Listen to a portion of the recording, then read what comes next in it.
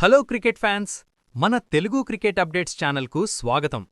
March 28న బెంగళూరులోని చిన్నస్వామి స్టేడియంలో defending champions RCB మరియు సన్ రైజర్స్ హైదరాబాద్ జట్ల మధ్య ఓపెనింగ్ మ్యాచ్ జరగనుంది. దీనికి సంబంధించిన మ్యాచ్ ప్రివ్యూ మరియు ఇరు జట్ల వ్యూహాలు ఎలా ఉన్నాయో ఇప్పుడు చూద్దాం.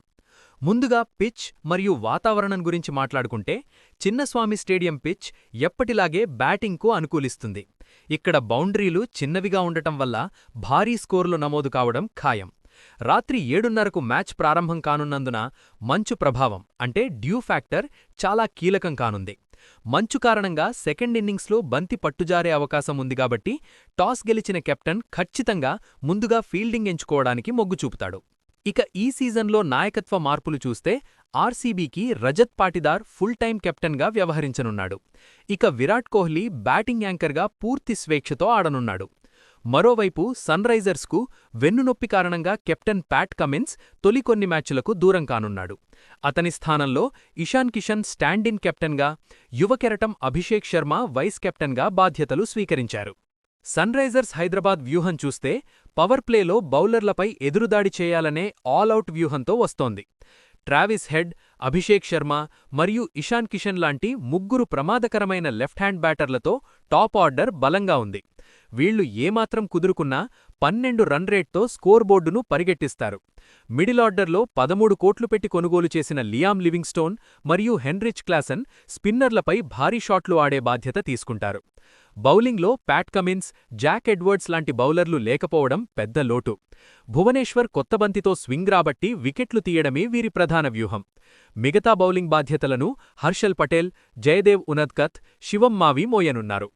ఆర్సీబీ వ్యూహం విషయానికొస్తే ఓపెనర్లుగా విరాట్ కోహ్లీ, ఫిల్ సాల్ట్ శుభారంభమిస్తే దాన్ని నిలకడగా ముందుకు తీసుకెళ్లడానికి రజత్ పాటిదార్, 7 కోట్లకు కొనుగోలు చేసిన వెంకటేష్ అయ్యర్పై జట్టు ఆధారపడింది. చివర్లో భారీ షాట్లు కొట్టేందుకు టిమ్ డేవిడ్, రొమారియో షెపర్డ్ సిద్ధంగా ఉన్నారు. స్టార్ పేసర్ జోష్ హేజిల్వుడ్ గాయం కారణంగా మొదటి ఫేజ్కు దూరం కావడం ఆర్సీబీకి ప్రతికూలం.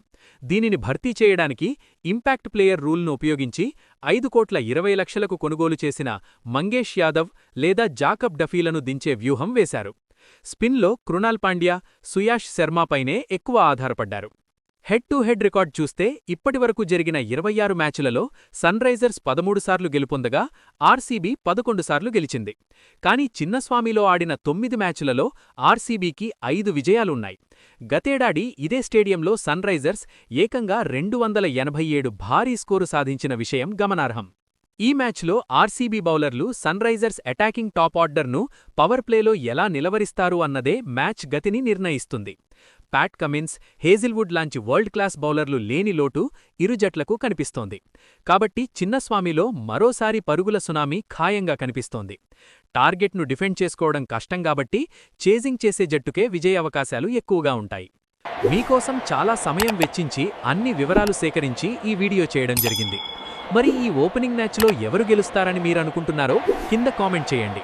దయచేసి సబ్స్క్రైబ్ చేసుకోండి, బెల్ ఐకాన్ని ఆన్ చేసి ఆల్ ఆప్షన్ సెలెక్ట్ చేసుకోండి.